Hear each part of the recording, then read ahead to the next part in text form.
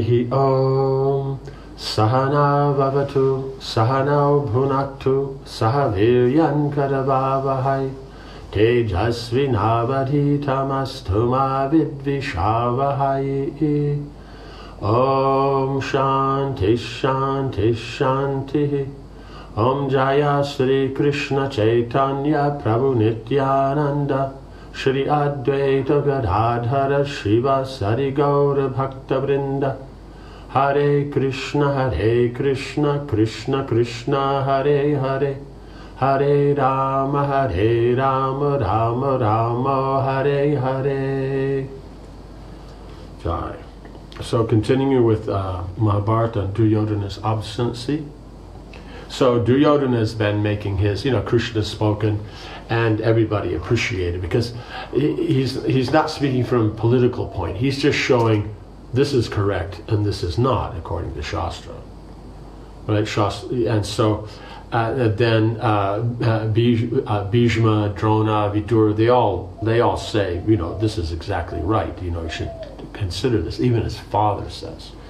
But then Duryodhana has to go on his tirade. What do you mean I'm doing everything perfect? I'm right. Why is everybody my enemy? Why is everyone... Because it's like, what he does, you go, oh, that's fabulous. Then you're his friend. And if you go, well, maybe you should adjust, oh, then you're his enemy. Right? So very shallow. So, in other words, one thing to learn from this, don't make that kind of friends. People like that where, then why get involved? Because then they do things wrong, and if you're involved, then you'll go down with them, and so keep your distance. So then Duryodhana has made his point, and so now he's going to continue. Duryodhana paused and glanced around at his audience. He rested one hand on his hip and the other on his sword hilt. He concluded, Keshava, this is my reply. As long as I rule this kingdom on my father's behalf, I will not give the Pandavas even that much land which can be pierced by the point of a needle. Right, so this is the famous point. Because before that he says he'll give nothing back. And so now he's just emphasizing. It means how much you take the needle, because it's very sharp, and how much when it touches the earth, that much land, he says he won't even give that much. He's not even saying, I won't even give 5 of those. Right, because they asked for 5 villages. No, I won't even give that much. If that much, if I did give, they'd have to share it, but I'm not even giving that. Duryodhana sat down. Right? He says, I'm ruling the kingdom on my father's behalf. So Dhritarashtra is the king, but the decision's made by him because he's ruling on his behalf. So that's the difficulty that comes. Now, if he's doing in that way, but his father, is stern because he is the king, then it could be done. But the problem is his father is overly attached. Duryodhana sat down, his eyes fixed on Krishna. Karna lifted his huge arm, smeared with red sandalwood paste, and placed it over Duryodhana's shoulders, right? Because they were both sitting on the same throne. So it would be a big enough throne. But they're sitting there, the friends, so they could sit close. But still it's big. And so he's sitting there. And then having sat down, then he picks up his arm, puts it around, and this is the...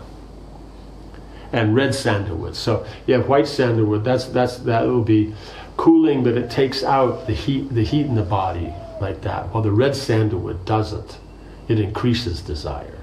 It may be cool, it adjust airs and make the body cool, but it doesn't get rid of desire. It may increase desire. Or the white sandalwood, which is the general one you see, then that's more the mode of goodness. So we see red sandalwoods in passion, while white sandalwoods in goodness. Vidyā looked at the 2 men and shook his head sadly. Dhritarashtra was the only one who could prevent the impending calamity, but the old monarch remained silent, hearing everything, seeing nothing. That's the point. He hears everything, but when it says sees nothing, it's not just meaning he's blind, it means he's blind to what should be done. Like that. So he's the only one who can prevent, because Duryodhana is ruling on his behalf. He's not actually the king. His father's the king. So if his father said no, then that's the way it is. But he doesn't. If the king desired peace, as he said he did, he would have to restrain his son forcibly. Duryodhana was not going to listen to him unless he was prepared to back his words with action. He would have to take the prince, have the prince arrested, otherwise his words were empty. Right? Because Duryodhana is saying, I'm doing nothing, so he would just have to arrest him, and he'd have to stay in his house, and that's the way it is, and he could come out when he decides, okay, I'm going to adjust with this arrangement. Reflecting a moment, Krishna said, you obviously desire the endless sleep of a hero, and it soon shall be yours. Just wait a little longer. Then there will be the massacre you desire. Right? So Krishna is pointing it out that, so you desire to die, along with all these other kings, because he said massacre. So just a little while longer, and then it will be yours. Because they're trying to spin it, politically, and try to say, oh no, but it's Yudhishthira. See, if he just accepts that he's going to get nothing and just goes to the forest, then there's no war. But it's actually irreligious, because this isn't the way it's supposed to work. Krishna's expression became stern as he went on. Oh fool, you think you have no blame, but everyone here knows the truth. You were jealous of the Pandavas' prosperity, and you plotted with Shakuni to defeat Yudhishthira at dice. Who else could have treated his brother's wife as you treated Draupadi? Draupadi is chaste, of noble birth, and is well behaved. She is dearer to the Pandavas than their own lives. Still, you insulted her before all the Kurus.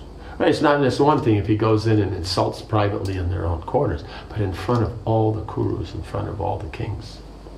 Krishna reminded Duryodhana how Dushasana had addressed the Pandavas as they left Hastinapur, and how even before the dice game the Kurus had antagonized them. To plead innocent was simply evidence of his arrogance. Right? So Krishna was just very nicely just presenting that things are wrong, do the right thing. He wasn't getting into more detail than a general thing, just, Draupadi's insulted. That's all. And so then, in his first speech.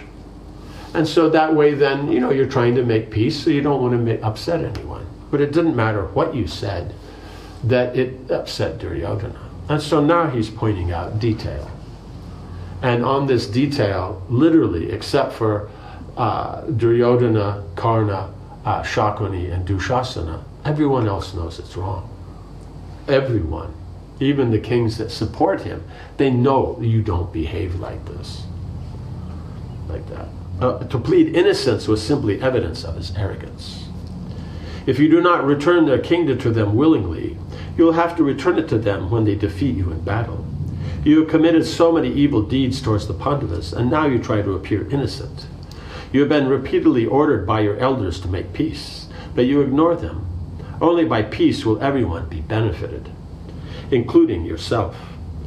That it appears otherwise to you is a sign of the lack of your intelligence. Right? So this peace, it will be beneficial to you, to everyone who's there, but that he doesn't see it, that means he's less intelligent. Right? Because his intelligence, it's not that he's not clever or, he can't do his math or stuff like that. It just means that due to attachment, he becomes blinded in this particular area. Other things in management, you don't hear of the kingdom falling apart. So he knows how to do his administration properly. But the problem is he doesn't have the character and qualities to be running on such a level, because just that it's managed properly is not enough. The king has to act in such a way that the citizen's consciousness is improved. And so that's why the Pandavas should be ruling the kingdom, not him. Managerially, yes, it goes on. The economics will go well. But the point is from Dharma, then it should go forward to Bhakti, to liberation, to Bhakti. Otherwise, just Dharma, Artha, Kama, and that's it. Then what's the point? Human life begins at Dharma and it's supposed to go up, not go down. Krishna's speech had convinced even some of Duryodhana's brothers.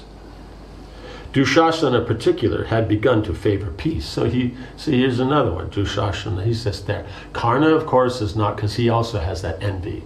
Dushasana doesn't have specific envy. He may, Bhima might annoy him, but he doesn't have specific. But Karna has deep-rooted envy, like Duryodhana.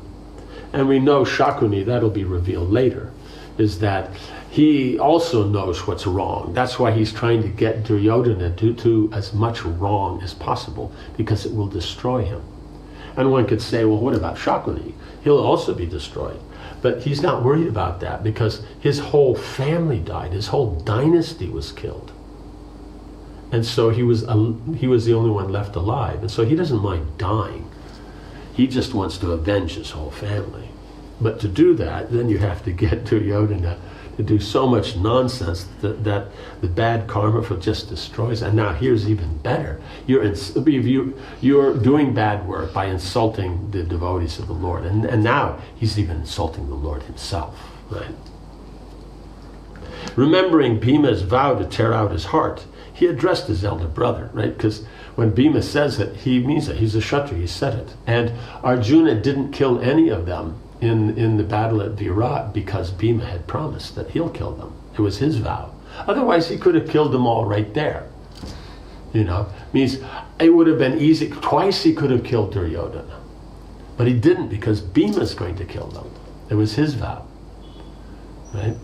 Krishna's going to kill Karna. But the brothers, like that. He addressed his elder brother. If you are so foolish that you will not willingly make peace, then the Kauravas will bind you hand and foot and offer you to Yudhishthira. Duryodhana stormed out of the hall. Then his 100 brothers and all of his ministers followed him. After they had gone, Bhishma said, "One who abandons virtue and profit out of wrath will soon be sunk in a sea of troubles." Right? So you have virtue and profit, the things because of anger. Sometimes you get very angry and, no, I don't want that, just out of anger. But you don't do that. What is actually your duty, what you're supposed to do, those things that are actually proper, you should continue doing them. And so there's no reason here. This is only out of his anger, out of his envy. This prince lacks wisdom and knowledge. He is influenced only by anger and greed. O Janardana, I think the Kshatriya race is about to be annihilated, for his brothers and ministers follow him out of folly. Krishna turned his lotus eyes towards Dhritarashtra. This is the fault of all the Kuru leaders. You should have restrained Duryodhana by force. O sinless men, it is time for you to act. Listen as I described what is in your best interests. You all know how Kamsa, king of the Bhojas and Ugrasena's wicked son, was rejected by his kinsmen. In the end, I killed him. By this one act, the Yadavas, Andakas, and Vrishnis all became happy. One man should be sacrificed for the sake of a race, the race for the good of the town for the benefit of the country, and the earth for the sake of the soul. In other words, you can give up all material desire to take up spiritual endeavor. Right? So he's showing one man, and then that whole race will be saved. Because if Duryodhana is not checked, all those Kshatriyas that are there will die. But if he is checked somehow, like you said, arrest him or do something, then all of them are happy. Just like Kamsa, he's making everybody unhappy. By that one man dying, everybody else is happy. And he's behaving badly. He's only acting for himself. It's not like he's acting for the benefit of the family. O Bharatas, after binding Duryodhana, Karna, Shakuni, and Dushasana, make peace with the Pandavas. In this way the Kshatriyas may be saved. This made Dhritarashtra even more uncomfortable. From Duryodhana's birth, his advisors had insisted he reject his son. He had refused. Now he was tasting the bitter fruit of his mistaken judgment. He was too attached to his son, and that attachment had not weakened over the years. Duryodhana took advantage of his weakness and ignored him. It seemed Duryodhana could only be checked if he were executed, or at least imprisoned. Now Krishna was suggesting that they carry this through.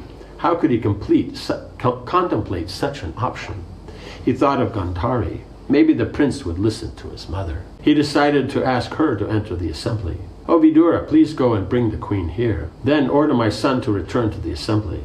Perhaps the wise Gandhari will be able to persuade him."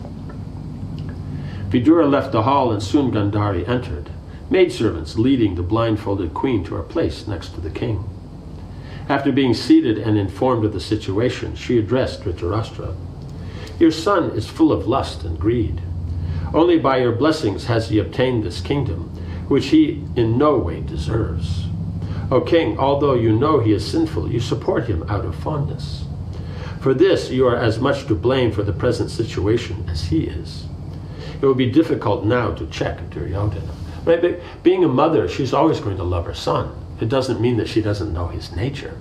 Because it's just mother to son, that relationship remains. But the point is what he's doing, what he deserves and all that, she can easily see. Like that. She's a queen, she's trained. So the queens, they know all the, everything to do with administration. As Gandhari finished, Duryodhana returned, strode angrily across the hall, bowed slightly to his parents and sat down. He was still breathing heavily, his eyes red. Gandhari spoke gently. My dear son, listen as I offer advice meant only for your benefit. It is my most earnest wish that you make peace with the Pandavas. Follow your elders' guidance, my son, and reap the fruits of virtue. You want to control the earth only because you are full of sense desire and anger. You do not know that only by overcoming those two impulses can a man attain success in life, right? Because anger is destructive, and desire is going to be passion. So passion, ignorance. So it's only by overcoming these and acting in goodness you get success, right? You may have a goal in mind, and you're very careful to not repeat mistakes of the past. But using desire and anger and greed, these things won't get any success for anyone. You may see some immediate stuff, but in the long term. So you can say, no, but for 14 years, 13 years, they've enjoyed the kingdom. But you have to remember, this is Dwapara Yuga. They live for 1,000 years. So for us, 12 years might seem like a good amount of time.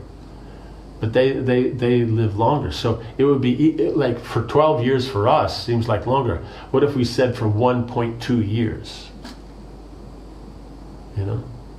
Like that.